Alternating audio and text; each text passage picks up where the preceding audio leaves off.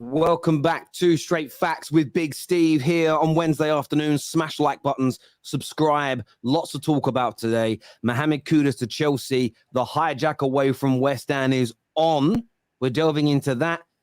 Ferguson to Arsenal in a £100 million move. What's the latest on that? Me and Steve are giving our opinions as well as telling you the news. We're looking at City, who have signed Doku, and now they are looking to move for Mateus Nunes. And I have been told by some Portuguese people today, it is not Nunes, it's Nunes. City are looking at him. We're looking at Liverpool's pursuit of the unknown Andre. A bid has been rejected there, and much, much more. Please hit like buttons, as I say, and subscribe. But before that, Steve, how are you, mate? Yeah, I'm good. I'm good. Season's gone well up to now. 2 wins out of 2. Can't complain. Pep Guardiola, obviously, he's had a bit of a back operation. He's not going to be in the dugout for the next 2 games, which is a blow. But Doku signing, I think there's one more on the way. So, yeah, we're all right here, yeah. Yeah, in the end, City have gone and... Wolves will not want your interest right now with only a week of the window to go. But obviously, the Paqueta deal has fallen through due to the allegations against him. And I mean, when you think about it, how lucky was it that West Ham turned down your first bid? Because you'd be now stuck with that player as a City player and potentially facing a suspension. But you're looking at Mateus Nunes, really talented midfielder from Wolves. There's no sign yet of what it would cost, 24 years of age. You encouraged by that instead of Paqueta? Do you think that's the sort of profile you now need to kind of complete your summer window? I don't see it. I don't see how he fits in. I don't know. I think we need more creative midfielder than that. I don't think we need him. Could be a lot of paper talk. I think, with the way the Paqueta deal fell through, I think it gives a chance of a few agents to throw the names out there of certain players because City are looking. But I don't think we're going down that road. I don't think Wolves will let him go anyway. I mean, if they let him go with this, the squad's already shit, to be fair. So the last thing they want to do is let him go. Plus, he got sent off at weekend for being an arsehole, just pushing people about and that. I don't see we get him. I think we're going to get someone. I think City's going to pull something out the hat that maybe none of us knew about. Someone will come in, but I don't think it's going to be him. It's interesting because, again, he's not... I think, look, he was very good against Man United the other week, but I think that's more us being bad than anything else right now because he didn't do that to us before. He's decent. I think he's obviously different from Paqueta. You also link with, again, very different profile, but Eze at Crystal Palace. Yeah. And that's interesting because I see him more as a forward player. And you obviously got Doku that's coming in. That's the over the line. He's going to be on the right. Eze can play right, but goes on that left hand. When I think about Eze, I also think he's not a Gundogan. He's not an attacking midfielder. He's a forward. And with Foden being so brilliant, with Grealish that being his position, with Bernardo Silva doing a new deal and with Doku signing, I sort of look at the Eze deal and think, listen, it's always good to have a deep squad. But I sort of look at that as, is that not a little bit of overkill and kind of missing that role that you actually need in terms of really replacing Gundogan? Or maybe I'm completely misreading the City scenario. I think it's a case of just any name will do at the minute. I think Calvin Phillips' situation is big because he's not getting a game. He's not getting a game. He didn't play in the Charity Shield, didn't play in Burnley, didn't play in the Super Cup, didn't play against Newcastle, didn't even get any minutes in any of them. He's fully fit. He's been training all pre-season early, and he can't get a game. So he needs to play football. You know what I mean? He wants to play for England, and he's not playing football. So there might be a situation where you see City use Phillips as a bit of bait and a bit of money to get somebody in, or somebody will come in at City and Phillips might go out on a loan for a year. I don't know, but I just think it'd be someone we haven't been linked to yet. I can't see Eze at Palace. I think Palace, with the market the way it is at the minute, he's their main man. So they're going to be asking stupid money. And why wouldn't they be asking that? You know what I mean? Everybody else is asking daft money. So Palace will ask the same. So I don't know. Doku looks like a bargain, to be fair. I believe when other clubs came in, they tried to up the price, but I think Doku had already decided he wanted to come here. I think City have done their own work on him, so that's a good signing. But we definitely need somebody else in that middle. But I'd look at someone more creative, because Kevin De Bruyne picking up these injuries, getting older. I like to see somebody come in who can thread a pass through. You know what I mean? We got Kovacic, Phillips, Rodri, who can tackle and defend and play across that back. But we just need someone that can put that ball through to the big man up front. I agree. I mean, Phil Foden played in the kind of KDB role, and I thought he was out of this world. I think he looked sensational, and this is maybe me as the England fan talking. The Man United fan wants me to not utilize him because I think he's sensational. The England fan in me wants him to kind of finally get a designated position, which is his. I feel with Foden that 1 minute it looks like he's playing on the left, then a 10, then maybe on the right, covering here and there. I'd like him to be given that opportunity. You know, KDB, there are definitely question marks over whether or not his body is really starting to fail him. You know, he's seems to be picking up kind of regular injuries, starting more games on the bench towards the end of last season. And look, that could just be, again, fans reading into it and really we'll hope KDB is Partey's best as rivals. But I want to see him given more of an opportunity. And I know Eze can play in that attacking midfield 10 role, but I sort of feel I've never seen him play as deep as Foden and KDB start in that role, if that makes sense, and that they move into that position. It's a different type of role, but yeah, it's certainly going to be interesting. And what did you make of Doku? Because I've seen him play a few times. I'm not going to pretend to be an expert, but I've read that when it comes to one-on-ones with fullbacks, I think it was Thierry Henry that said, if you're one-on-one with him, you better say your prayers because this kid is absolutely mustard when it comes to beating his man. Yeah, I mean, he's a total different winger to one I thought that Pep would go for. You know, we were led to believe he didn't want to go down this fast, tricky winger sort of profile. He wanted to get somebody that retains the ball, comes maybe inside a little bit more, a bit like Jack Grealish, you know what I mean? Just keeping hold of the ball and keeping it, moving at all times. But obviously with Doku, he's quite explosive and he's fast and pacey. And yeah, I mean, Pep obviously identified something in him. I'd be interested to see. I mean, City fans, we loved that fast winger. When we had Raheem Sterling on one side and Leroy on the other side, and we were playing between them lines, them boys getting behind, it was brilliant to watch, you know what I mean? He slowed it right down a bit last few years, so we've been used to a different style of play. But no, it's an exciting signing, and there's quite a few City fans excited by it. I'm excited to see him play, and like I was saying, that the signing in the middle, there's no real Kevin De Bruyne role you can pinpoint because he's all over the place. But what I'm saying is there's games where Erling's making these runs and Rodri can't find him. You know, Kovacic is not quite finding him. Sometimes Foden is checking back on himself. But obviously against Newcastle, Phil was brilliant in between them lines. But I just think we need a little bit more creativity in there. But like I say, I don't know which way we're going to go with it at the minute. The names coming out of the hat don't flatter me. Like I say, Nunes and Eze, I'm not overly gassed by them two, to be fair. But there's not a lot out there at the minute, Terry, to be fair. No, there isn't. And this is the one thing. You don't just want to drop stupid money on a player that is still going to struggle to find those passes. Maybe the thought process of Pep, because we know he has this in the locker, is right. Well, I'll sign maybe I'll go out and get Nunes and Eze, and it's two sort of one that's really creative, the other one that is a bit more of a player that can sort of support from behind. Maybe that means Calvin Phillips is going to go out on a loan. There have been talk of Liverpool maybe coming in for him. So maybe there's a bit more going on than we can actually see. But yeah, there aren't very many midfielders that can do what KDB and what Phil Foden does. And I think Phil Foden's proved he can do it. And even on the right-hand side, in the opening couple of games of your season, Palmer has stepped up and demonstrated that he can deliver.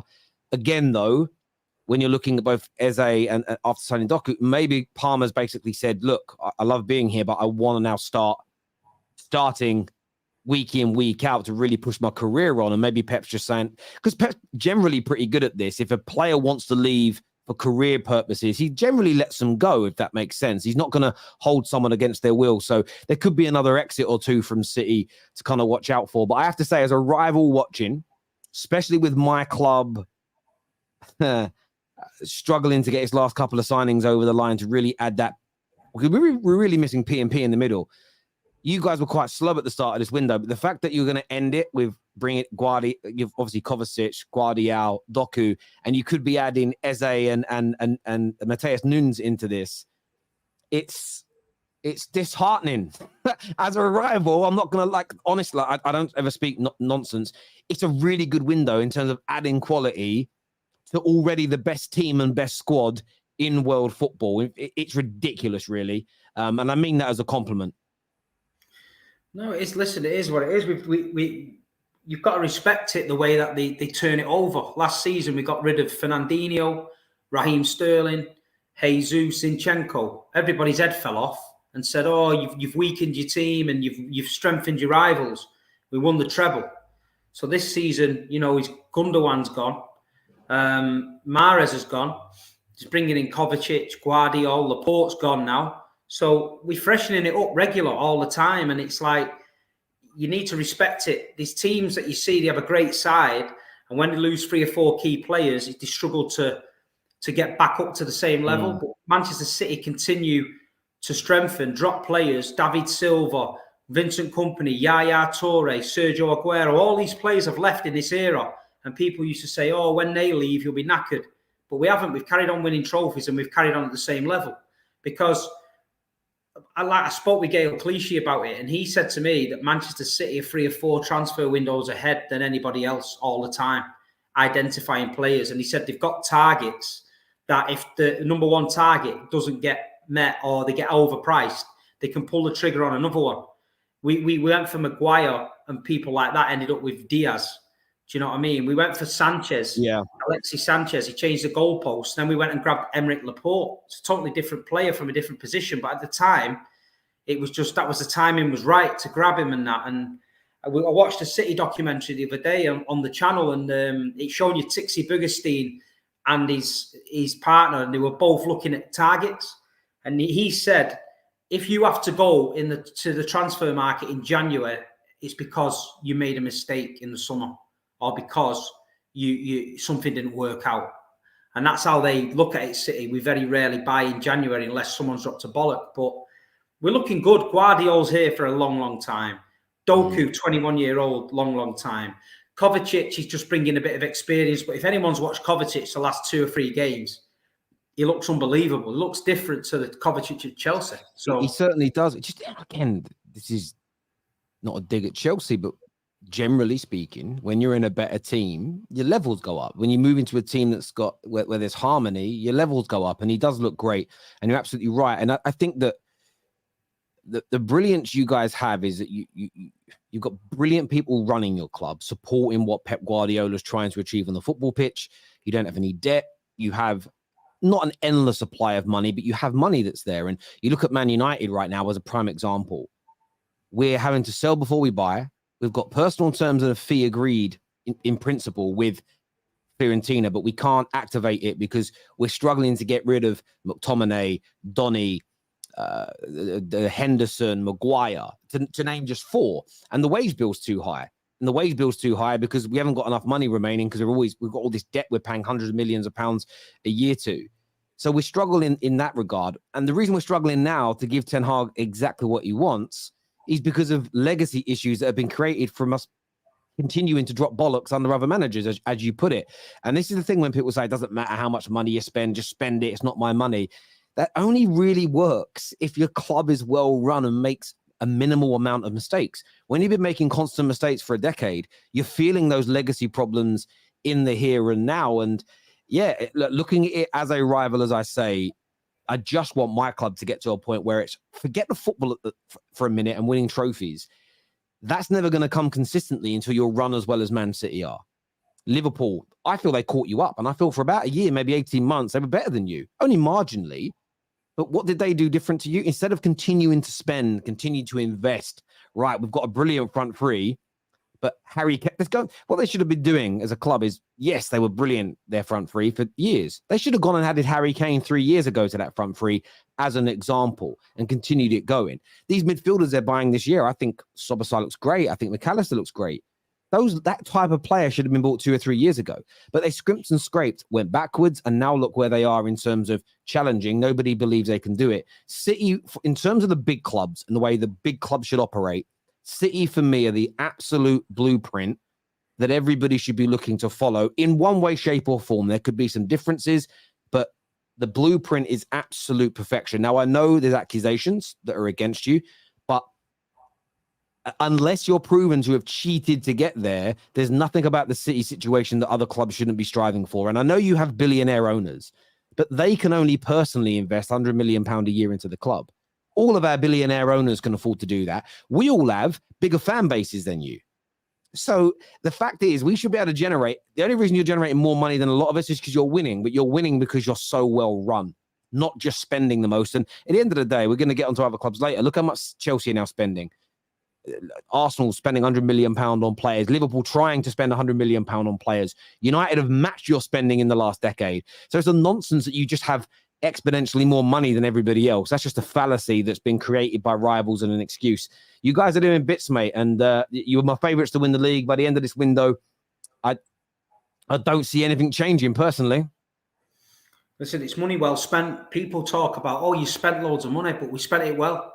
Look at the money. Divide the money by the trophies, and then you get the true picture of what's happening. You know, Man United spent more than us. They got a Carabao Cup and a bucket out of the Glazers. That's it. You know what I mean? So it proves that money doesn't work.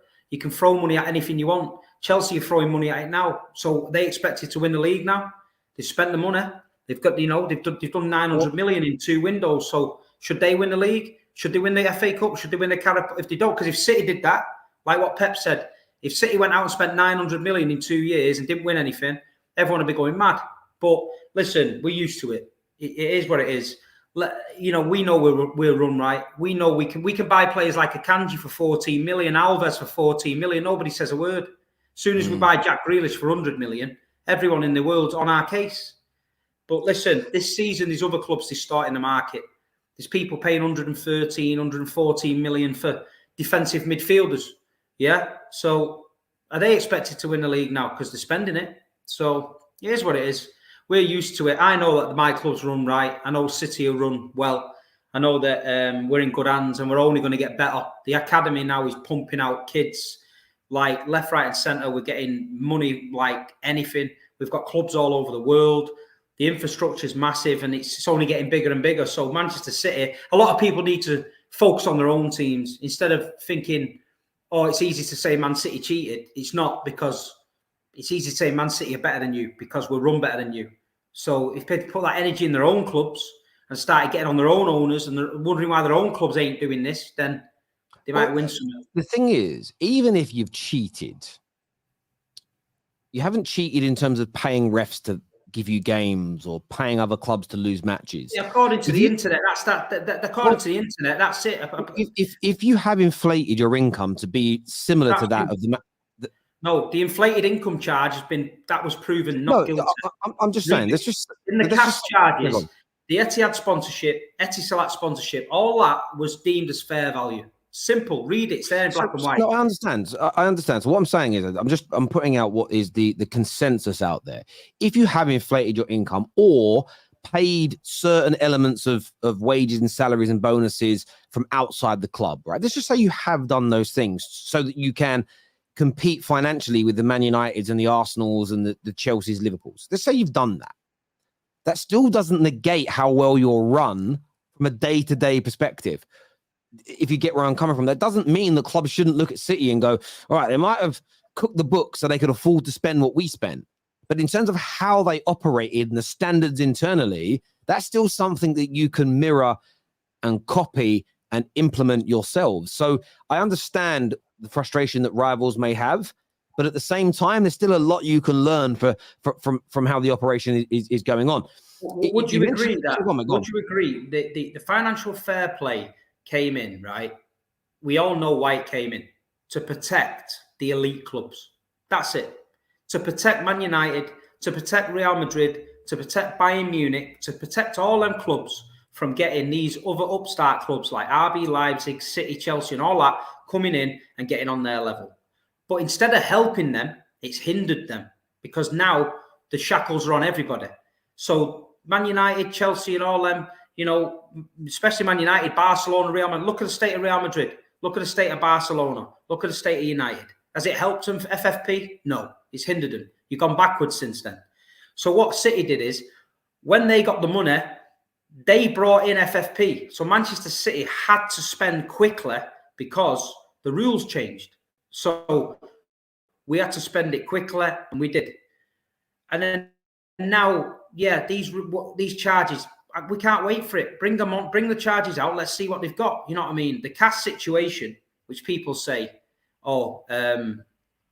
it was time barred.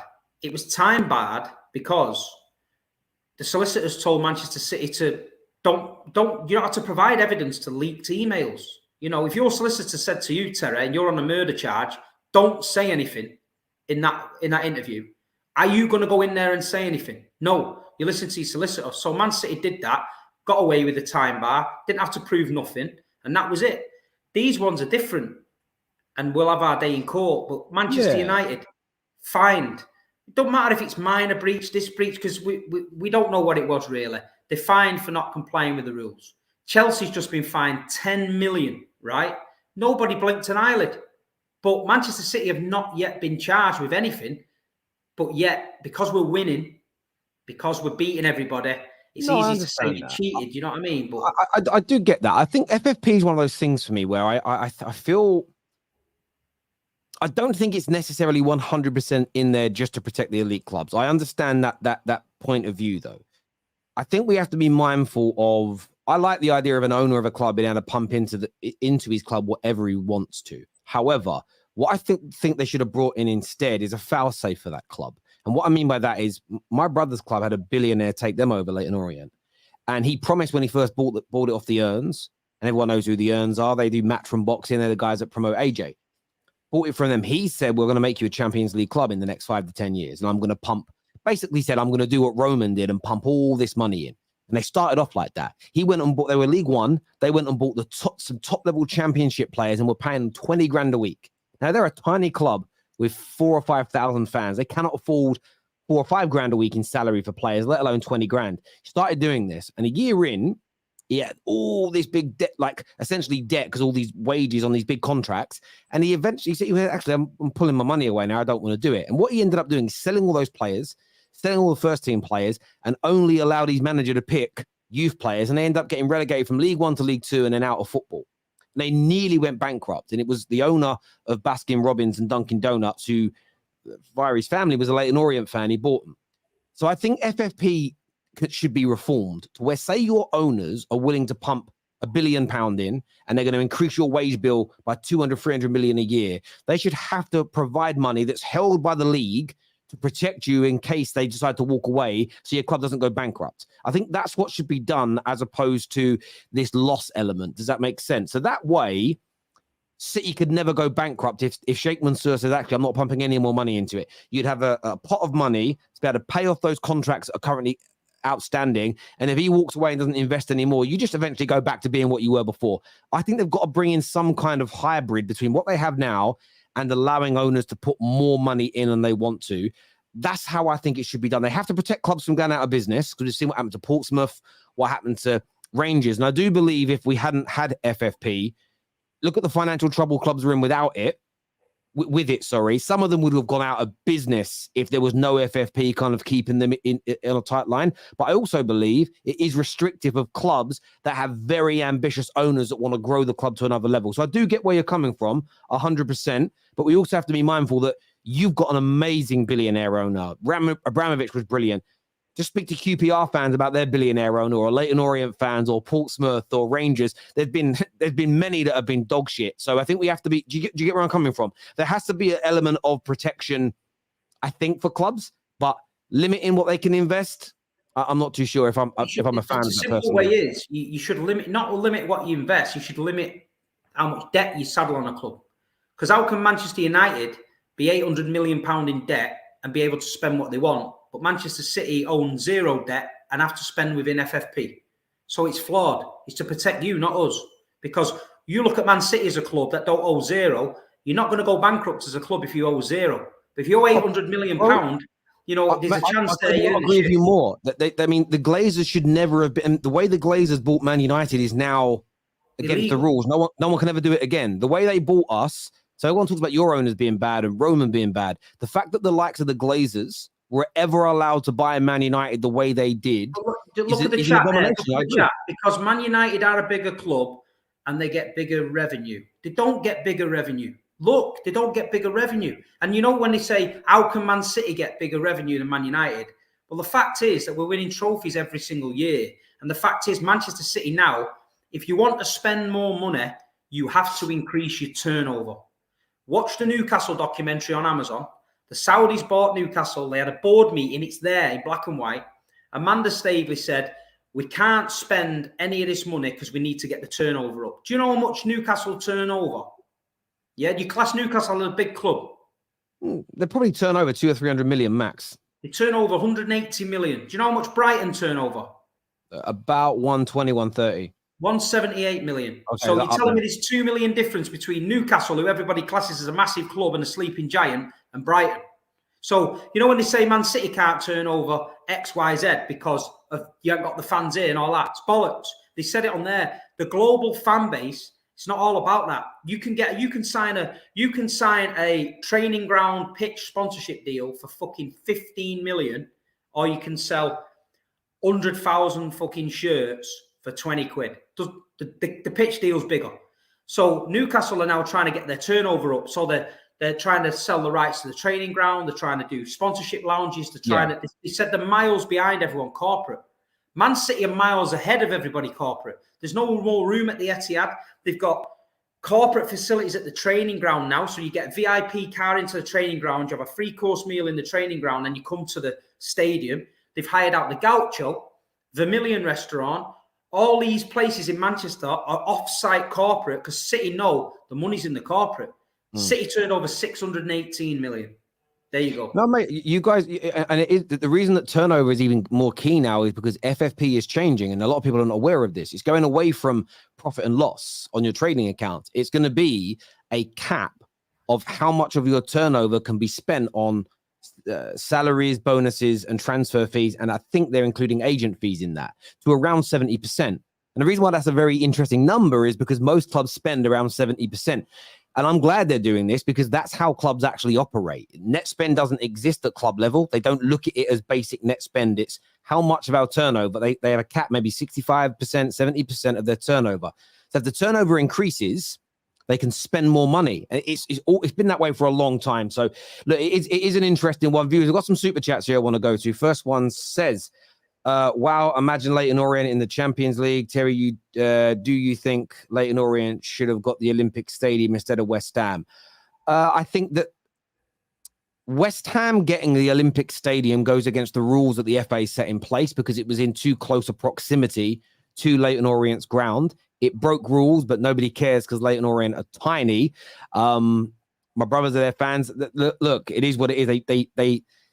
It's a great stadium. Orient should never have had it. They would never fill it because they're not a big enough club. At the same time, though, rules, according to my brothers anyway, I haven't read them myself. My brothers are not bitter. Rules were broken in terms of that, but money talks, doesn't it? But do you know, like when Blackburn Rovers when Jack Walker decided he was going to bankroll Blackburn, he bankrolled Blackburn Rovers, they signed Shearer, Sutton, Batty, Sherwood, all the boys. They won the Premier League. To a Blackburn Rovers fan, that was the dream, yeah? That was the dream, right? Other clubs looked at it and thought, I wish that one day somebody come in and buy my club and maybe take me to the Premier League. Yeah, exactly. Right? That happened to us, right? So I've lived it, yeah? That can never happen again because of the turnover. So if somebody comes in now and say, I want to buy Bournemouth and I want to take Bournemouth to the Premier League, it can never happen. Never. No, you can't. Yeah, because at FFP, you just exactly. Can't, so how is that fair? But in business, if you open a shop across the road from me selling tyres, and I have a shop selling tyres, and I've got one van, yeah, and you go and buy 5 vans, you do the shop up mint, you put all new shutters on it, big signs, put a load of adverts in the paper, and everyone around the area goes to you. I can't go to the Tyre Federation and say it's not fair that Terry's got more money than me and he's got a better shop, better tyres, and all the customers are going to him. But that's what's happening in football. So I totally agree with that element of it, 100%. The only bit they need to put in place, because we've seen a lot of bad owners, is they have to have a foul safe, like a pot of cash, like a bond, if you will, that's put aside to protect the club in case that owner is a charlatan. You know, in case, for instance, an owner, and this has happened, where an owner's pumping money into a club, and then suddenly they're arrested in their own country for breaking rules. They're going to lose all their money. Imagine your club is Faxing Shinawatra got arrested. We had no money. No, exactly. But so again, but this is it. Imagine you didn't then get the shake and you went out of business. You'd be sitting there saying, hang on a minute, why in the Premier League or why are there no rules out there protecting us from bad owners? So I don't disagree with your point, but we need something to protect the clubs because there are a lot of bad owners out there. Let's get back to these super chats here. It says Man City are miles away in breaking rules, is what Avram Glazer says here. I don't quite know what that means. Mr. My team has a treble is in the building. We both do. Just going to put that out there. We both do. Change the stream to treble facts. I'm ready for it. Treble facts. Nobody else can say shit. GK here says, do you think KDB is our best midfielder in the team? Because I believe that Gundogan and Bernardo Silva are better than him. No, they're not. KDB's the best. Yeah, definitely was. This here says a treble alert. This is true. For 40-year-old virgin says forever. I don't know what that emoji is. Take the shine off their trophies. Oh, forever cheats. You mean takes the shine off their trophies is what you mean.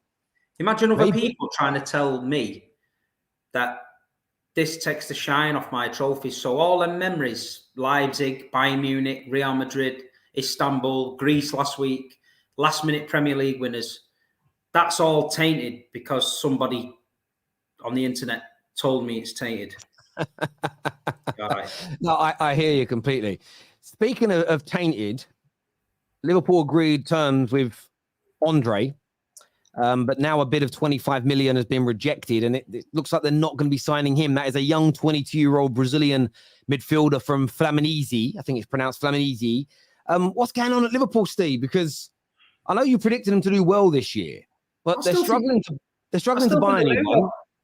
They are struggling to buy people. I still think they'll do well. You know what I mean? But signing Peter Andre is pretty like low level because he looks good, Andre, but he's not good. Since he left Katie Price, he's been quiet, man. But Liverpool, I've seen no music from him for a while now. It's and the irony is he is a mysterious girl because no one knows who this player is, bruv. Like the Liverpool, honestly, Liverpool fans, do you know who he is? Like, and I don't even mean that as a dig.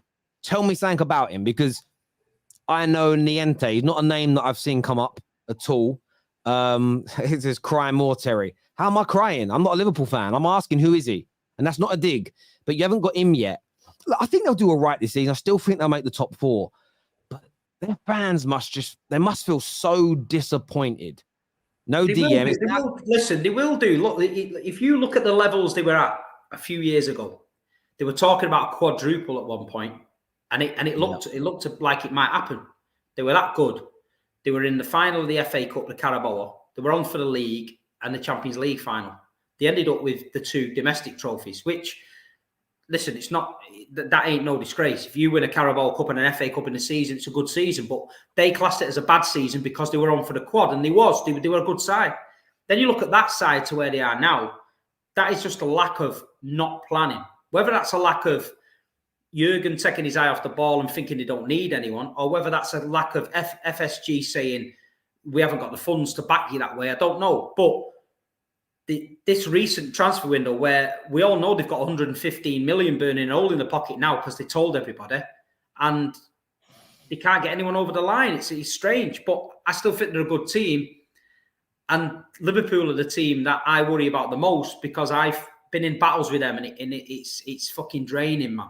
Because they're good. That's me having a bit of respect for Liverpool. They are a good side. And when you're in a title race with them, it's non-stop. And I've spoken to Liverpool fans. They say they hate City because of that. But it's a bit of a mutual respect thing. But, yeah, I just don't think they've got it right there. I just think if they have another bad season, then, old Jurgen, it might be time. It might be. And with the stories that came out in The Athletic today, I know that Hussam will be crying into his cornflakes when he woke up this morning and read this about how Klopp, I mean, because of what Hussam said and many Liverpool fans endorsed, one call from Klopp, and unless it's at Man City that are competing with us, he says no to your club and joins us. Turns out he literally spoke on the phone to Caicedo. And oh, no. So Hussam, it's done now, Hussam. We know the Paul question's over. And they will be feeling gutted. And I know how they feel because Man United are going down a similar path right now. We want Gravenberch struggling to get it done. We want another centre-back struggling to get it done. Amrabat struggling to get it done. We look like a small side when you compare us to a lot of our rivals. And all the boys we're struggling to bring in are all 6'1", 6'2", 6'3", that would add that extra steel and size to the team. So I know how Liverpool fans are feeling. But the difference between, I think, a lot of some Liverpool fans and a lot of United fans is we're going to call it out. A lot of Liverpool fans I'm seeing online are doing a disservice to Klopp and a disservice to their club because they're essentially protecting the club, and they're talking about Endo as this is some masterstroke signing. They're talking about this Andre kid like he's the next big thing, and he could be, but I never heard of him. Nobody was talking about it much. No Liverpool fan that was on any of the streams in the last few months has said, do you know what? Drop all these targets of Caicedo and Lavia. Forget about Jude Bellingham. We need to go for Andre in Brazil. No one said that. So let's not pretend suddenly that you know that you've found this gem. And I think Liverpool fans are protecting FSG far too much by sort of papering over the cracks with this weird positivity. The communist Merseysides are out again. There's no bad luck. There's no problems in paradise. And look, I think they'll still qualify for the Champions League. But in my opinion, as of right now, their season's already over because they are not challenging you for the Premier League title. And that is a standards that Liverpool set under Jurgen Klopp. And if they're not challenging for Premier League titles, from a Premier League perspective, that's a failure of a season. So I feel a bit sorry for Liverpool fans, really. They have been let down so many times by their ownership in the last 3 to 4 years. It's unbelievable. And the fact that they haven't really started doing, there might be tweets and hashtags and a few banners, and that's great, but that does nothing. I say this to Man United fans all the time. Even 5,000 if you're in a protest means nothing. The only way you'll get action is you need to do something tangible that actually impacts your ownership. And if you don't do that, why do they care what you think and say? You know, the other day when the Greenwood thing happened, the guys, they changed their minds because we all showed outrage about it on Twitter. No, they didn't. They changed their mind because it was going to damage them financially. That is why. And that's how you hurt these types of owners, is financially, because that's what they care about, is making bunts off you. But yeah, Liverpool, they're in trouble for me. They're in this year, says Terry, why is Amrabat didn't join your club yet? Spoke about this many times. It's on us. We ain't bid yet. We ain't done the official bid yet because we're struggling financially because we've got poor owners that run us badly. But I'm not afraid to call it out. I'm not going to sit here and say, oh, actually, he lacks ball retention. And I've been studying him on YouTube videos. And actually, he has this problem and that problem. And he's a little bit slow. And his head's a little bit shiny. And the shine off his head is going to put off Onana in goal. So that's why we didn't buy him. No, we haven't got him yet because we don't have the money available right now because our owners are piss poor. That's it. Point blank. Why don't you have Lavia? Because you penny pinched instead of paying the asking price and you lost him. Because of your ownership, predominantly. So that's why, my bros. You can call me out about my club, but I call my club out. I speak the truth, or the truth as I see it. You don't. You will. I guarantee you, you guys will be out there, the majority of Liverpool fans on socials, defending what your owners have done. It's a fucking madness. It's a madness, in my opinion. In my opinion, anyway. Some of you won't. They got Endo. They did. Big up truth. Well, it is the truth. It is the truth. I don't care what you can disagree with me if you want, but tell me why I'm wrong. If you think it's wrong, then tell me why. They're in trouble. They're in challenging for the league. They're not going to get relegated or anything crazy like that at all. But yeah, they're in trouble as far as I'm concerned. This is an interesting super chat. It says, what do you both think football needs going forward in the world? I think that means. Well, I can see the FFP thing getting fucked off. And the reason I can see it getting fucked off is the Saudi League, is getting the players they want when they want. And if they start damaging the Premier League, if they take any big stars off the Premier League, then the Premier League are going to think, hold on a minute, why we're the biggest league in the world. We should be the one that everyone's watching. But the Saudi League have took them Because if you can offer a player 3 times more wages in Saudi Arabia, no matter what ambition a player is, a lot of them might take it. So if they take some young stars from the Premier League, I believe the Premier League will have to rethink and think, hold on a minute, we're not the top dogs anymore. The best players in the world, some are going to come because they want the trophies, ambition, of course they are. A lot of them are going to jump ship. And if it damages the brand, that's the only way that football people will listen. And then you've got a danger of a free-for-all, like you say. You've got a danger of everyone. And the only winner is going to be the players. They're going to get massive wages. The only losers will be the fans because the ticket prices and everything will increase. So at the minute, I think something's simmering across football. I don't know the answer to it, but I'm sure something mad will happen soon. Yeah, I agree. I think that the reform on FFP is needed, but you can keep it in place, but just allow owners to invest more money. You can still put a cap, and maybe this will come into world football, and this will even slow the Saudis down. It's very easy for FIFA to do this to a degree. If they want to be FIFA affiliated, is whatever your club's turnover is, you can only spend a maximum cap, but your owners can pump in, and maybe it's not unlimited. Maybe it increases. At the moment, owners can only pump in £100 million every 3 years.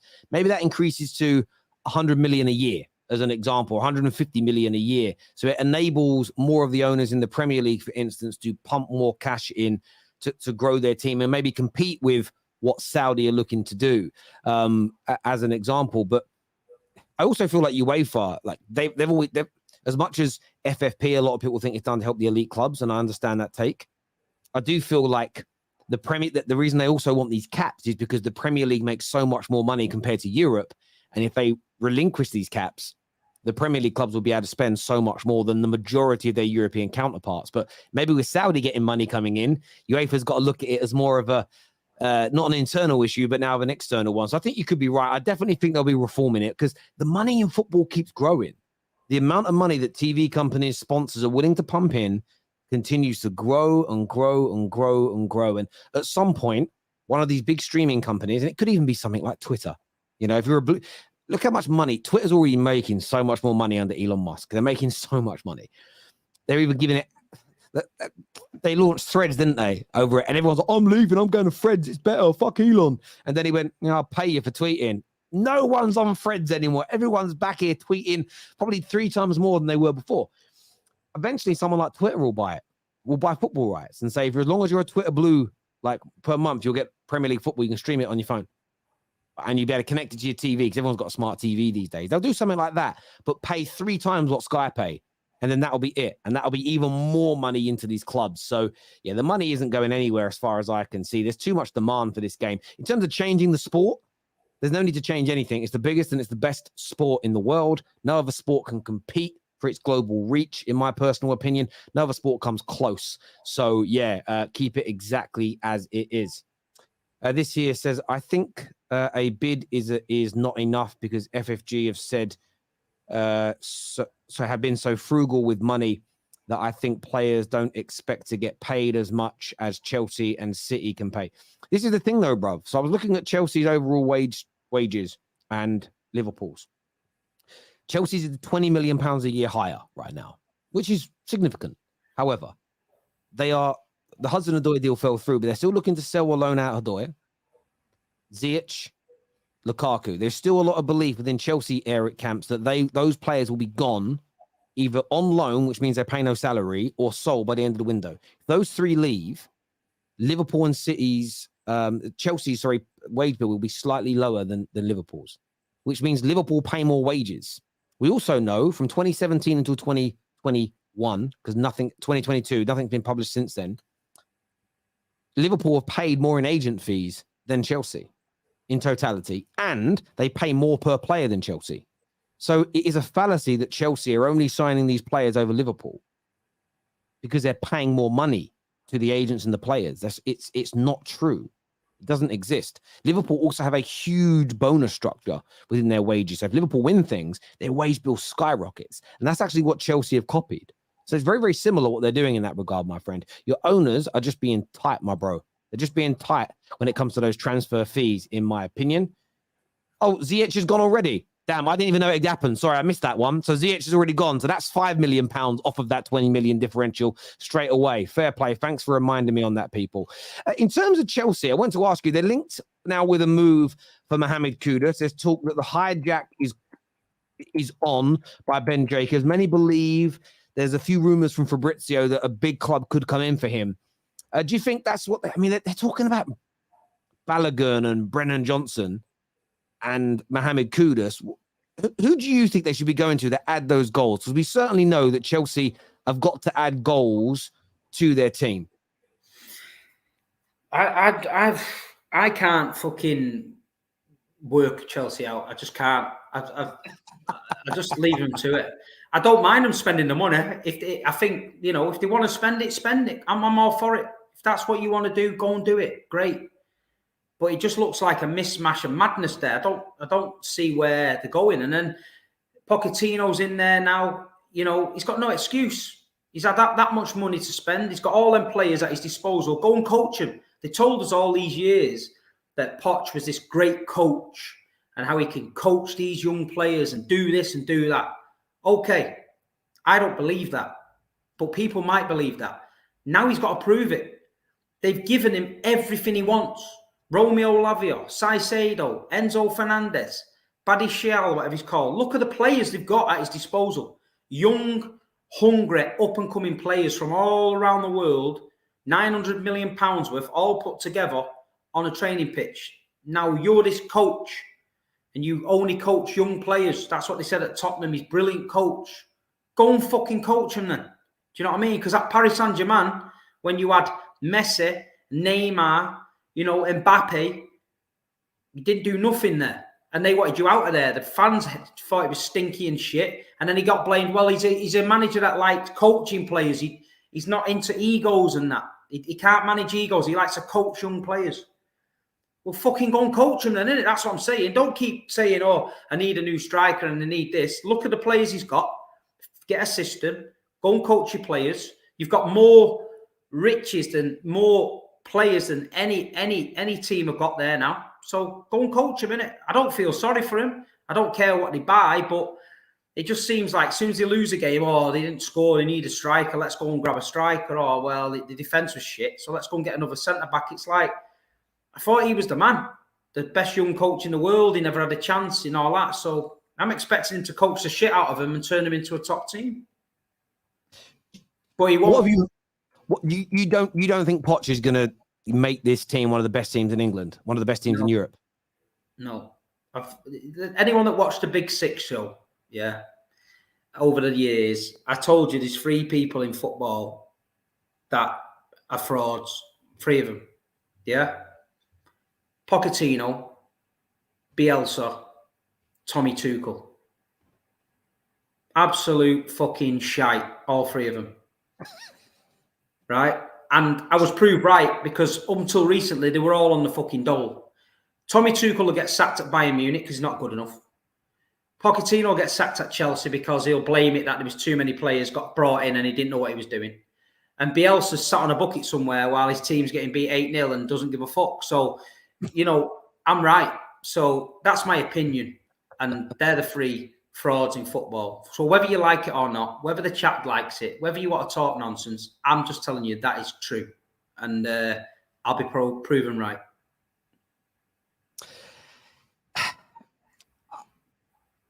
I feel like, listen, I agree with you 100% on Bielsa. I never understood the hype. People used to call him a great manager. Because Pep come out one day and said he was a good coach and he looked up to him. That automatically then, he's the best in the world. The love affair around Bielsa, I remember once some Leeds fan phoned into Talk Sport and he was like, he's so great. Why is he great? He went, whenever he's in the street, he says hello to people. And do you know where he lives? And I went, where? He goes, he lives above a greasy spoon cafe. And I was like, why does that make him a good manager? It made no sense. Tuchel, I understand where you're coming from. With Poch, though, this is his big chance. I think he will turn Chelsea into a top team. You can already see the blueprint of how they're trying to play. They're just struggling still to put that ball into the back of the net. And I think Jackson looks tasty, but they do need to add more goals. The problem is, listen, I think Mohamed Kudus is a player they should sign. He's so good. He's so good and he's got output within him, but he's more of an attacking midfielder or can play out wide. He's not really a number 9. Brennan Johnson's been linked to them. That's a madness for me. That is a madness. He's quick and he's pacey, but he is not going to bang the goals in for you. No. Balogun might score goals because he looks like a bagsman, but again, he's unproven at Premier League level. The only thing that I would say that there's still a big question mark over Chelsea on is £1 billion spent and they don't have a top-class number 9. That's the reason why there's no what we're way... forgetting, Terry, what we're forgetting here, they've got a £100 million striker in Romelu Lukaku. He's dog Doesn't matter, because if Manchester City were going out there now saying we need a striker and we had a £100 million one sat in the back room cleaning his boots, people would be calling Manchester City a disgrace. So you can't come on here, the Chelsea fans, and say we need a striker when you've got a £100 million one sat there. They paid £100 million for him, nobody else. So the reason he hasn't got a striker is because the one in the back room cost 100 mil, but nobody wants to talk about it. He's just forgot about him. Do you know what I mean? This is what I'm saying. The energy's got to be consistent because Manchester City get the shit all the time. And when you actually look at the spending, our spending's fucking class. And the way we spend our money is brilliant. So you can't compare. But they can just throw 100 million at a striker and then go and say, we need another striker. We ain't got one. It's the thing is, though, but that isn't on Poch, though. That isn't even on this new ownership. He's got enough money. Why don't he coach it out of him? Why don't he bring him back to Chelsea, put his arm around him, tell him I'm Pochettino and I'm the bollocks and let's start playing? But he ain't good enough. He was good enough the other year when he spent 100 million because he was banging them in. If that was the case, though, why did you buy Edison and not just coach Claudio Bravo to be better? Because I'm not Pochettino and we don't coach players. We got Pep. Pep does his shit. Yeah, I'm just saying, though, like, listen, I get where you're coming from, but listen, Lukaku ain't good enough. Lukaku is nowhere near good enough in the Premier League. He has never delivered at one of the top clubs here consistently enough. He always falls off. He was never worth £100 million. It was a colossal mistake from Roman Abramovich, Marina, and I think it was Tuchel with the management at the time. They should never have done it. The question mark is still there. Are they going to score enough goals? If they had a number 9, or say Harry Kane level, they could challenge you for this league title straight away this season. They could get that good that quickly. I think they're going to make Champions League football, though. I think they'll become a very good footballing team this year. But where I agree with you is there's still big question marks over whether or not Poch can get them over the line to win those major trophies in a big league, because he's never done that. And he never won a trophy in England. And I think that's why he's got to take the cup really seriously this year to kind of get that monkey off his back and try and win a trophy. So that's it. Other than that, I think they're building something quite nice. And I know they lost to West Ham 3-1. But I just feel like, I don't know, that scoreline seemed to flatter West Ham a little bit. They'll be buzzing with it. They won't care. But I actually couldn't believe, I was a little bit baffled. At the end of the game, I was like, how has this happened? Chelsea was so good for so long, but it was putting the ball in the back of the net. But I think they'll get better, in my opinion. There's no excuse for it. There's no excuse. You spend that kind of money. No one's going to, if Pochettino turns them into a class team, is anyone going to give him any credit for it? Why would they not? They're going to say, well, so what? That's what happens at City, right? We win a trophy and people say, well, you should do with your money you spent. So Chelsea win a trophy, they should do with the money they spent, shouldn't they? That's the narrative online, isn't it? That's what comes at me every day. Why are you being so bitter? I'm not being bitter. Listen, I got to deal with the shit off knobheads every day. Same thing. Yeah, we should win the treble the money you spent. Should win the Premier League the money you spent. Well, is that not the same for Chelsea now? KJ, can we send Steve some cheese and crackers to go with these sour grapes? He's fuming. Listen, I'm not fuming. We've won 2 out of 2. We just won the Super Cup. We've won the treble. How can I be fuming? I'm just saying consistency is key. If you want to come at me about spending money, then where's the same energy for Chelsea? Surely going to win the league, right? I understand from Chelsea fans. That's why I don't participate in the school playground banter like that personally. I know what you're doing. I understand where you're coming from. Look, they've got to be expected to start winning things over the coming years. They have to with what they've spent. There's no doubt about it. I'm going to have the same energy for them as I do all of the top clubs. Equally, I don't call your manager a checkbook manager. This nonsense that I actually think it's sometimes harder to spend money and win because it puts more pressure on you. When you're spending what City have spent, what United have spent, what Chelsea have spent, there is a huge amount of pressure to deliver. So I think it makes it a harder job in some respects than being the plucky underdog that everybody's rooting for. They give the Leicester one that it's money well spent. Manchester City's money divided into trophies is money well spent. So I don't care. Like I say, but what I'm saying with Chelsea is let's have the same energy for it, because if we was doing it, Pep said in the press conference last week, we can't do what Chelsea done because you'd kill me. And is he right? Of course he's right, because we're winning. Because if we win and spend 900 million, everyone says it's not fair. Manchester City are doing this, they're doing this. But Chelsea can do it until they start winning. Then when Chelsea start winning, everyone will start moaning again. Oh, look what Chelsea done. Yeah, well, and this is what I'm saying. So it's all right that everyone feeling a bit sorry for Chelsea now, but who feels sorry? No one feels sorry for Chelsea. I don't think anybody feels sorry for Chelsea.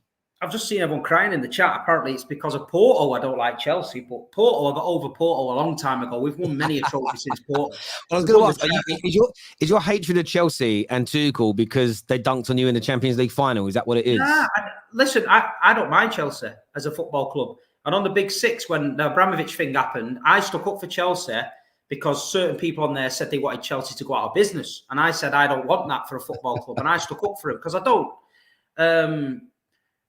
Have I had arguments with Chelsea in the past with the Gremlins and that? Of course I have. But they know I've always been fair. When they beat us in Porto, I went in every single Chelsea channel and stood there, let them take it out of me because they deserved the Champions League. They deserved it. But what I'm saying is, all I'm seeing recently is a different energy towards spending than what we get. And that's all I'm saying. I'm here to defend Manchester City and talk about my experiences. So all I'm saying is, with the money Chelsea spent, with the excuses Pochettino's had over the years about him not being able to manage egos, he only likes young players, that should be a perfect mix for Chelsea to win the league, right? It needs to be. That someone in the comments, Twisted, said, Terry, you've been fooled by money spent. I'm not being fooled by money spent. I'm simply stating they've spent enough money on players they believe are good enough to turn them into title winners and champions of Europe. So the expectation is to go and do it. If after 18 months we realize they're not good enough, I won't expect Chelsea to win the league. And I will condemn how much they wasted on a squad of players that is not therefore good enough. But in the first instance, when a club buys their players, a big club like ours, you're buying these players with the hope of winning the league. So the expectation is if you buy and fill the holes, you've got to try and win it. Simple as that. Some super chats here. First one says, Kudus, Balogun, Ferguson, Chelsea or Arsenal, who fits? I think Kudus could work at both clubs. I actually think all three work at both clubs. We haven't got onto Arsenal. We'll talk about them in a bit. But I think Evan Ferguson, he looks a real star. But they're talking £100 million. Jesus, that's a lot of money for a player that I still think isn't starting week in, week out. We need to see a little bit more of, to be fair. Poch was at two cancerous clubs, and you blame him, is what Jay Moore says. It's always an excuse, isn't there? Apparently at Tottenham, he was crying on the pitch when they got to the final of the Champions League. And then the season after just fucked it up. So he went to Paris with his big reputation to deliver. He had the best players in the world, the best strike force in the world, according to everyone, with one of the best coaches in the world. Didn't do it. He's got to Chelsea now, and apparently he needs another 100 mil for a number 9 after spending 600 or 700 million the club on players for him. So all I'm saying, if he's that good of a coach, get coaching. Find a solution. If you have to play if you have to play Raheem Sterling at right back, play him at right back. You know what I mean? We've done all that shit. Fabian Delph at left back, Zinchenko at left back, Ake's now a left back, John Stones is in midfield. Get coaching, son. That's all I'm saying. Get coaching. This here says, what's Baldy on about? Just told you. You didn't have to spend £2 to know that. You know what I mean? This here from the Irish Yellow. He says, excuse me for coming from a fan who has had a manager that's a checkbook manager in Pep, who came from a corrupt club at Barcelona with 115 charges and never brought a lower team to relevance. Taste salt. Yeah, so Pep Guardiola needs to resign at Man City. He needs to go to Oldham Athletic. Yeah. And he needs to take Oldham to the Champions League to make anybody take note. Irish Yellow, What a bell end, you arsehole. Love you, Irish Yellow. Thanks for the super chat, my G. Chelsea complained about this and that, and you got in the backyard. Chelsea complained about this and that. You got in the backyard, and Terry Lukaku, you say, is not good enough. You got his team to the Champions League final, though Steve is right. He cost 100 million using him. Look, I don't think he's good enough for Chelsea. I don't think he's good enough for the Premier League at an elite level club. And the proof in the pudding is he's been at Chelsea twice and Man United and not been good enough. So, Joshua Jack, I respect you, bro. I love you and a long-time super chatter. But I am genuinely basing that on the evidence that we have seen. He's older now. And even at Inter, he wasn't the main guy last year. He was a bench player last season. Let's have that right. Chelsea spent too much money on children at once rather than slowly integrating everyone into a team. Plus, none of their recent managers know man management, is what Poulin Dan has got to say.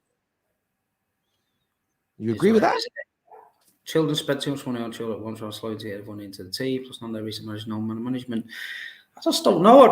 Listen, I've got my opinion's my opinion, Terry. You know what I mean? And if people don't like it, that's fine. There's loads of opinions I don't like, but that's just my opinion. I'm just thinking, I understand Manchester City are going to get hate because we're winning everything. I understand it. And I understand because if you want to deflect from their own club's mismanagements and that, they think to themselves, oh, well, it's easy to just say City cheated. That's why Liverpool are shit, because we can't compete because City cheated. That's why United are shit, because City cheated. I get all that. But at the end of the day, when it all comes out in the washing and realise that Man City are just doing things better and we're better than you, then they're going to look at their own clubs and deal with it. But Chelsea are they're doing what they're doing. Let them get on with it. But we'll see. You know what I mean? I hear you. Chike is back again. He says, with the Sheikh taking over Man United, that isn't confirmed yet.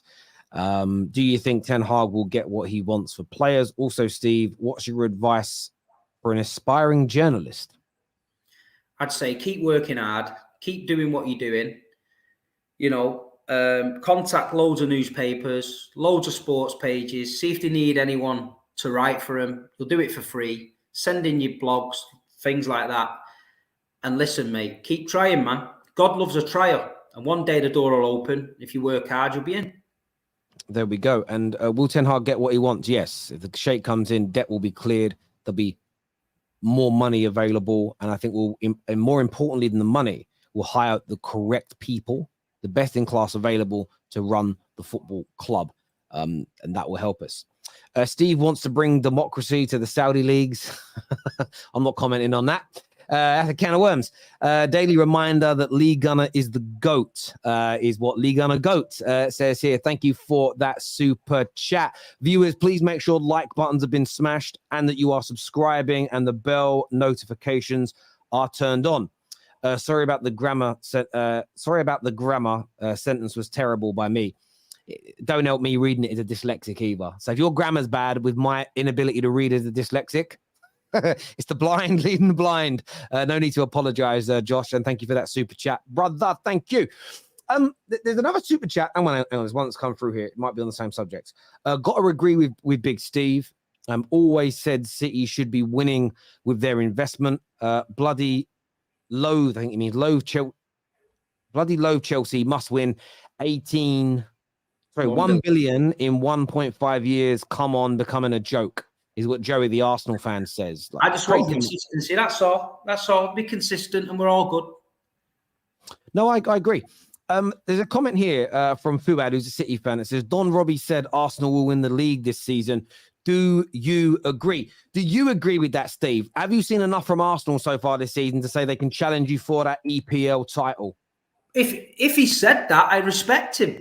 Because last year they were dancing around the fucking garden all holding hands and no one was putting a marker down for it. So if he's actually come out with a pair of bollocks and said Arsenal's going to win the league, I respect it because, he's put his head on the chopping block. So, I don't think they're going to win the league. I think City win the league. But if he believes in his team, I like to see that. It was all the fence sitting and well, this might happen, and it was all a bit like never really believing in themselves, and that's what I think they needed to do, believe. But if you come out and said they're going to win the league, then fair play.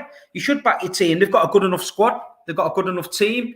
That result the other night at Palace was it was one of them games like City do it all the time. Go to Palace, it's minging. Just get the result job done. You know what I mean? 1-0. Come away, forget it.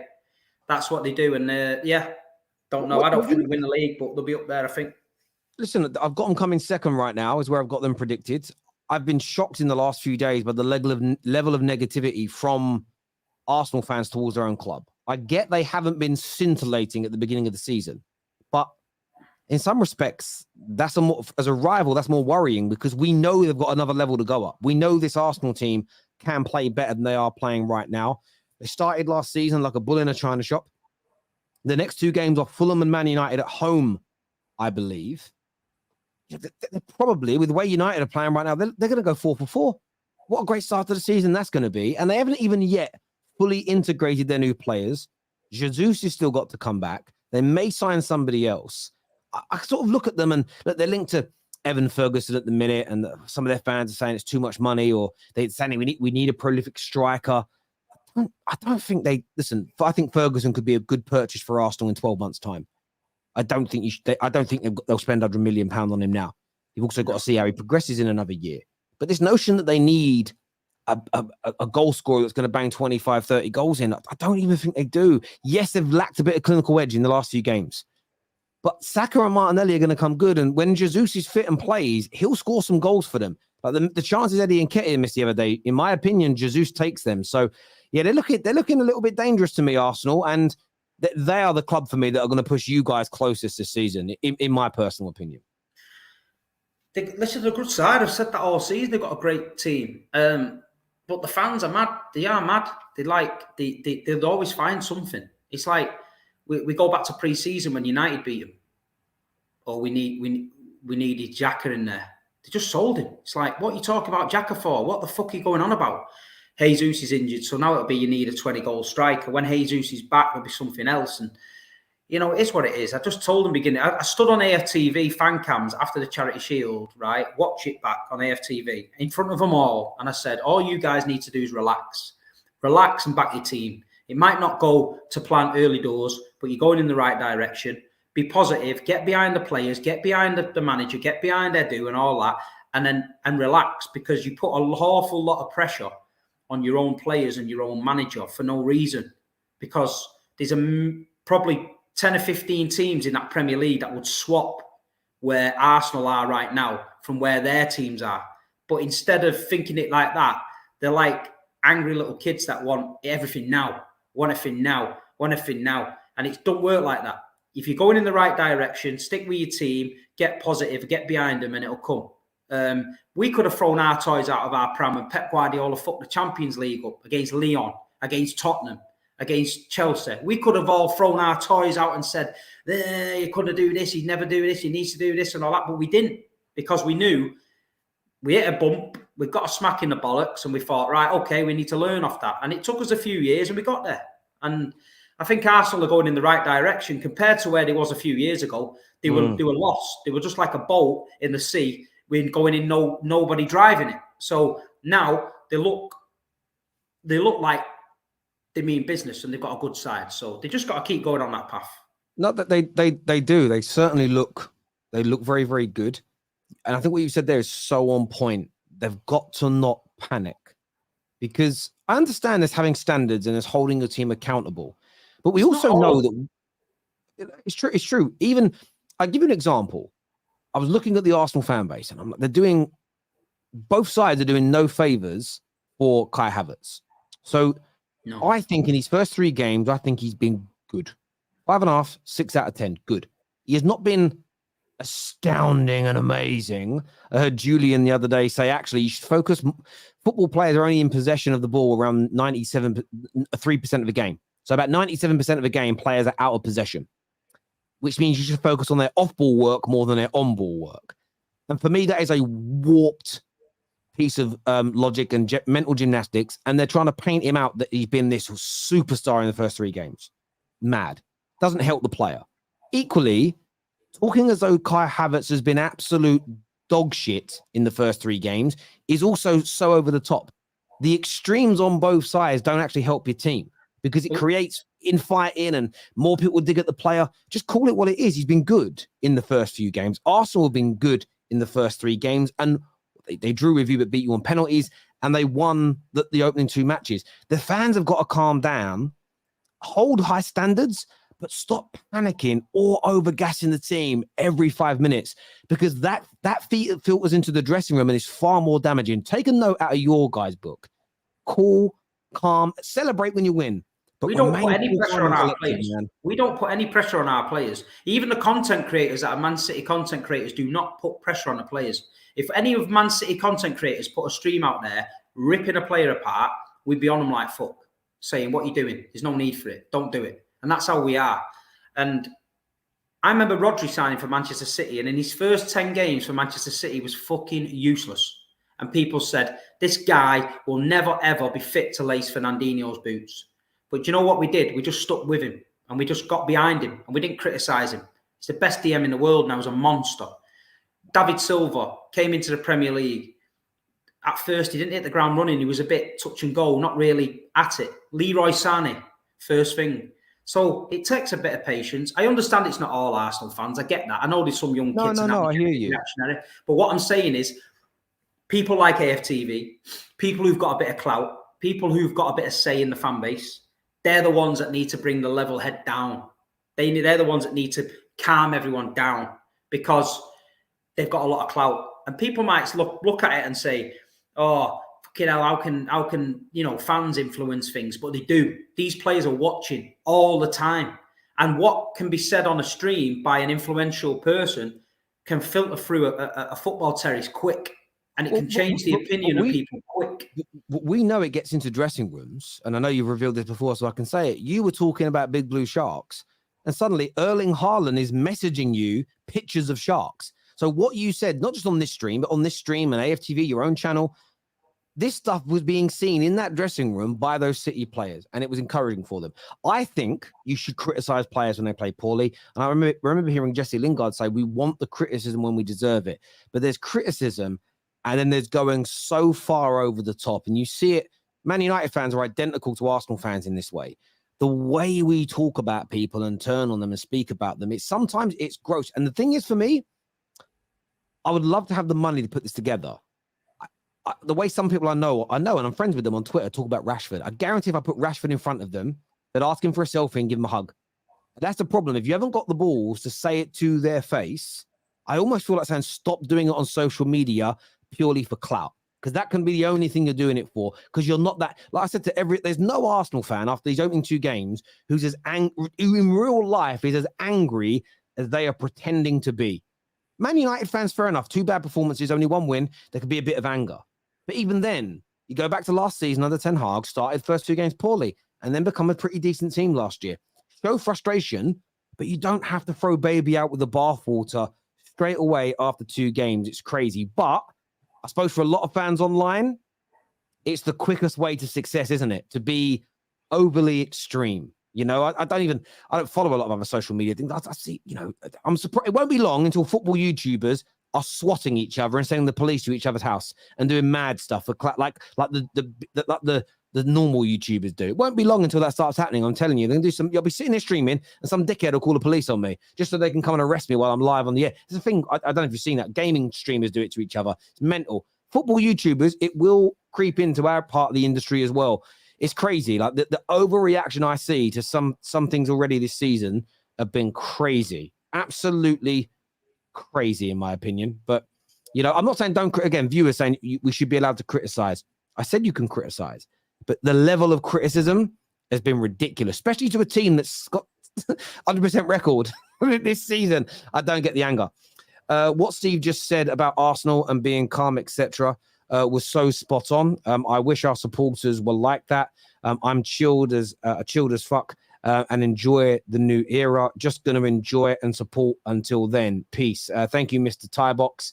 Thank you for that donation yesterday as well. It was amazing. Thank you. I've had conversations granted, the City YouTube world is not as big as other clubs. I get that, because we've never been that club really like that.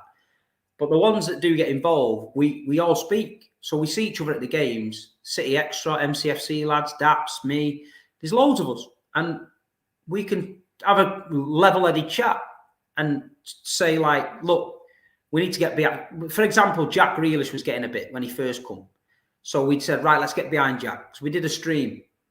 Don't give up on Jack. And we explained how it was. And that's when you're going to get people give him shit. I get it. But the majority of fans were like, okay, fair enough. You know, it is what it is. It's damaging the club. The last thing we want is people going to the Etihad on a Saturday and getting on his case. It doesn't do anyone any good. Yeah, if you think he's shit, say your opinion.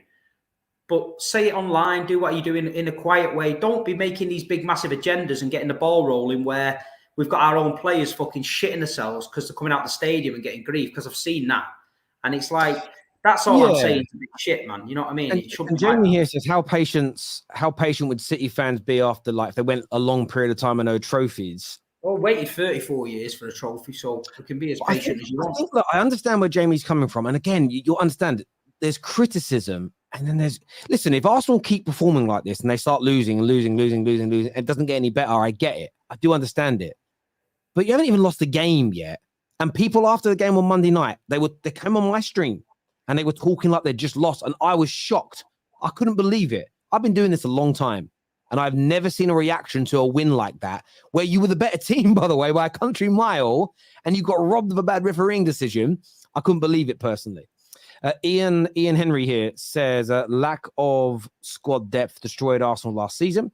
And for our fans need to relax and take it game by game. We put way too much pressure and hype on our players, and it cost us to fall at key moments. That's it. Simple. No one's trolling. People think when you say something, you're trolling, not taking a piss. I'm not. We sensed it, the City fans, that we had an opportunity. If we won at the Emirates, then we need to put the pressure on the fans, because the fans have got a lot of clout. So if they start getting this ball rolling and the momentum's going, you see what happened with City last year when we kept saying about the Etihad being a fortress on these Champions League nights and all that, because we got this ball rolling and we carried it on. So all these big games at the Etihad, it was bouncing. And people were taking the piss. Oh, you're going to the Etihad? Yeah, we'll see. Even Real Madrid, that mass of paper put that thing up saying we've been led into a trap, because the Etihad was unreal. They were creating something similar at Arsenal. They had the Ashburton Army getting the fans going. The atmosphere was improving. The song at the beginning of the game. They're sort of their anthem, North London forever. Exactly. So this was all building in the right direction. So what we said was, if we beat them at the Emirates, we need to put it on the toes. So when I said the shark thing, we all said, get on the fans, man. Just unsettle them a little bit. Just unsettle AFTV. Just unsettle Robbie. Just get them, make them think. Let's troll them a little bit. And people can take the piss all they want, but we did our job, because that's what we just wanted to terrorize them a bit. You are right. You are right in what you say. It's what fighters do to each other. It's psychological warfare, and they say and do things to each other that the general person in the street says that's disgusting. They're also getting in the ring to beat the shit out of each other. And if you can put your guy off and make him worse at punching you in the face, I almost feel like there's almost no rules to it. There is a psychological element to this. And sometimes you can be really angry at someone in your team and say, that was rubbish. That was crap. Please do better, Bruno, because I believe in you. You're great. I think if they saw that, they'd say, oh, thanks. As opposed to just saying, oh, we knew he was shit. We should sell him. He's a prick. And I hope he gets measles. Like, that's not going to help. I'm being polite when I say that. We've got some more super chats here. Lee Gunner and Northside the other day are absolute jokes. What I will say is this, though. Football fans shouldn't be shut down from having opinions. What we should be doing, and I will say this to people, that don't give people a platform. Let's not let them air it. Now, I think you should, because they'll just do it themselves in their own spaces, and it still trends. If I don't like Lee Gunner, I don't watch him. If I don't like Northside London, I don't watch him. I turn it off. Northside. Do you know what I mean? But I just turn him off, and then I watch the positive shit that gets me going for the game, and I go to the match, be around my own people, and we create our own vibe. If I know Lee Gunner's going to wind me up, I ain't watching him. If I know Northside's going to get on my tits, why watching him? If you don't like you don't like the chase on ITV and it winds you up, you ain't coming home eating your tea watching the chase, are you? Because it'll piss you off. So it's simple. Nope. I agree. The emotional fans don't see the new formation is trying to have our best defense, midfield, and attackers on the pitch for total control. I agree with you there, Brian. Not all of us, Steve. I want to win and beat you. No excuses. I like that, Sam. Top man, Sam. You're right because I'm relaxed, but fans like Lee Gunner and similar are not. Yeah, well, the difference with Lee, Lee's got his opinion, and I respect anyone's opinion. But Lee lives in Spain. Yeah, Lee's online. He's got his fans who love him. He's got his fans that hate him. But people like that who says, "Oh, Lee Gunner," don't worry about Lee because you're in London or you're at the stadium, so you can influence the people around you. This is what I'm on about. Create a culture at the game, which is positive. Yes, fans, you can criticise, but just keep it in the stadium where no matter what, we get behind the team. Do you know what pissed me off with Arsenal? Do you know what pissed me off with Arsenal? And I'm being honest. They only got beat off Brighton. Yeah. And they lost the league. They've had a fantastic season. Mint, home, away, Europe. They took City to the wire. They lost the league. And they got beat. I can't think they drew or got beat at Brighton at the end. They got beat, I think. They all walked out, Terry. And to me, that upset me more because I thought, you've just watched your team have an unbelievable season. The last thing they want to see is an half-empty stadium at the end when they've given everything that season and they fell at the final hurdle. That stadium should have been full and they should have clapped them off and said, fucking well done. We support this team to the death. You've had the best season we've had in years. We didn't quite do it. But you know what? Next season we'll be back and we'll fucking have it.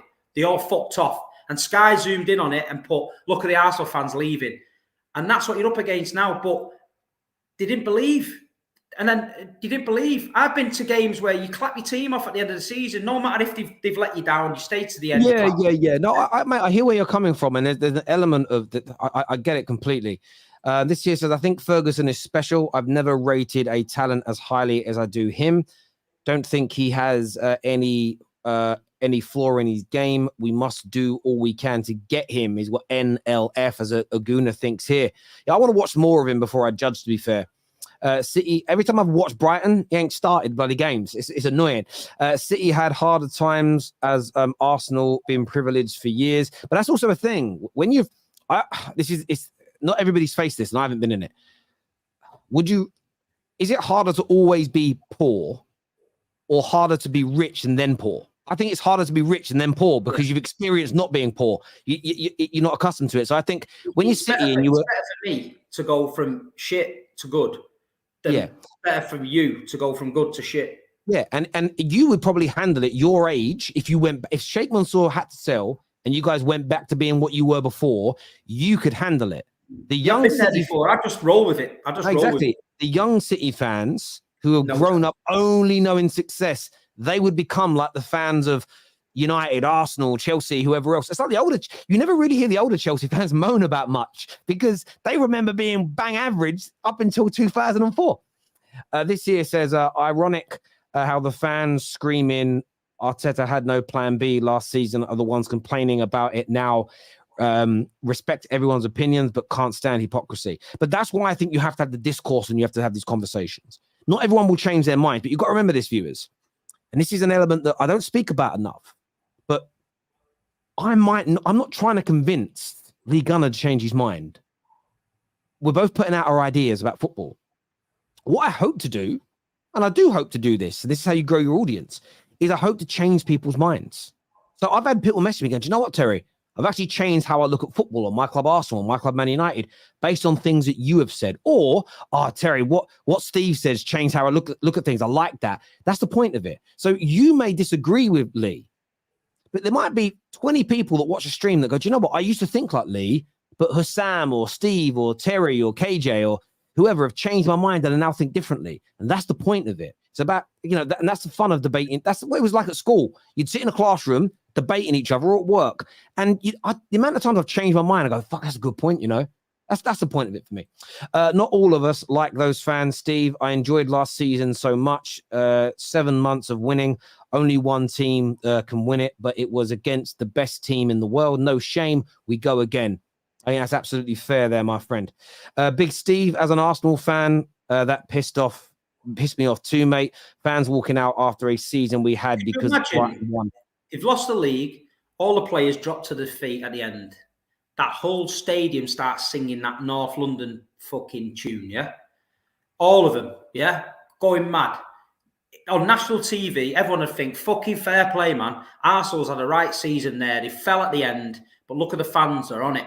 And that's what I'm saying. It's little things like that what players pick up on. If I'm a player and I've given my all for you for 9 months and we lose the title at the end, and I look round and every fucker's gone to the kebab house or I've got a taxi home, I'm fuming, mate. Well, this is the thing. This is the thing with it. That even yesterday, Lee said on the show, I told everyone yesterday our squad was too weak to win the league at the beginning of the season, not deep enough. And they didn't. You didn't even predict making the top 4. So you said it wasn't good enough for top 4, but you almost won the bloody league. So it's like there is something to be positive about and grow from that position. Ian here says, was at the game versus Brighton, stayed till the end. The fans that left would be the same, saying they can't get tickets for bigger games, big glory hunters is what Ian says here. And there is an element of that as well. As being a United fan, especially when I had my season tickets, I got rid of them in 2015, 16, around that time when I stopped sort of giving money to the club. When we were doing poorly under Moyes, poorly under LVG, if I couldn't get to a game, you were like, I've got a ticket. Does anybody want it? I had a big group chat, about 100 people in it. No one wanted it. As soon as we started winning a few games, you'd be getting mentioned, bro, you got a ticket. And I hate that. For me, the only time I didn't go to games back then was when I had to work on Saturdays because, the bank I worked in opened on Saturdays. And I had to go to work in the branch. And if I could, that's the only reason I didn't go. Outside of that, I went to every single game. Win, lose, or draw, rain or shine. And I can't wait to apply for season tickets again once the Glazers are gone because I'm getting them damn things back. Everyone's shouting Bernardo Silva. That must mean he signed a new deal. Must mean his new deal. It is. There's a picture of it, actually. Bernardo Silva signed a new contract with Man City under 2000 Bernardo Silva, rolling down the wing, Silva, makes the blue boys sing, Silva, we're all going Wembley. Bernardo Silva. Great signing. He's a B-Tech Jadon Sancho, but he's all right. Do you know what I mean? He's all right. Now, listen, that's probably as important as any other business you've done this summer, to be honest with you. It's a fantastic piece of business for you guys. It really is. Look, people, I want to thank you all for tuning in to the show today with Steve and I. Please hit like buttons before you leave. Let's get this past 1,000 likes. Please make sure you're subscribing and have those bell notifications turned on. I think 300 new people last week alone signed up to those bell notifications. So let's get that done if you haven't done it already. Back tonight with some more content for you. Top 6 show tomorrow, previewing the weekend ahead as Man United look to bounce back after defeat. Can City, can Brighton, can Arsenal make it 3 wins from 3? We'll be previewing all that tomorrow for you. Until next time, everybody, take care. Goodbye. God bless. And we'll see you all again soon. Peace.